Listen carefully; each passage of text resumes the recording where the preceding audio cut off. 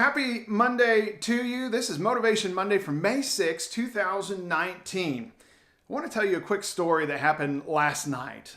I ran down to Target to grab something for the family and ran into a family friend of ours. We're standing there in the main aisle of the store, two dads having a conversation about some things that are going on. And this young lady approaches us, 19 or 20 years old, and she holds out this jug and she asks us, "Is this what I wash my clothes with?" And we both take a look at it, and honestly, at first, I couldn't even tell. And then eventually, my friend spots in little print the word detergent. So yes, that's soap. That's what you wash your clothes with. It was a good question. It was a question that I wouldn't have been able to tell, obviously, right off the bat. And I'm glad she asked the question. She was obviously having a difficult time with it. And as she steps away, she just kind of half jokingly says, "Adulting is hard." That's a very millennial statement. But I appreciated what our friend said to her in response. He said, "You're doing a good job." Right? We could have made fun of her. We could have laughed at her. We could have done whatever. And instead, we answered her question and we encouraged her as she went on her way. Right? It was a good, honest question. We've all had moments like that. I'm glad she asked. But there's a bigger lesson in there. There's something that's more important than just clean clothes. You know, what's more important is to have a clean heart, a clean conscience before God. And we go to the Bible. We go to God's Word to find those answers. I want you this week to spend some time looking at 2 Timothy chapter 2.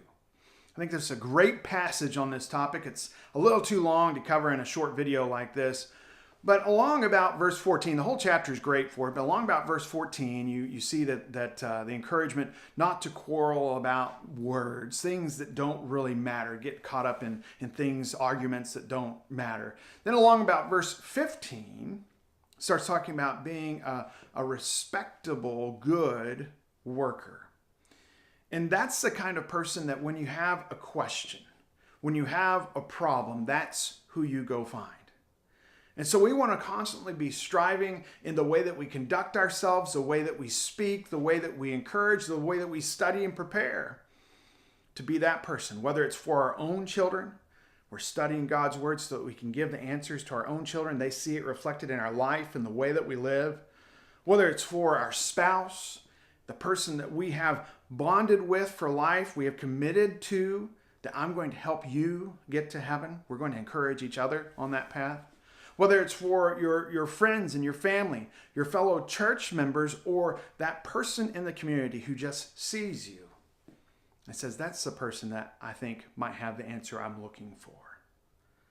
Be an encourager. Have a ready word that's coming from the overflow, the abundance of knowledge that you've gained from God's Word. And be out there.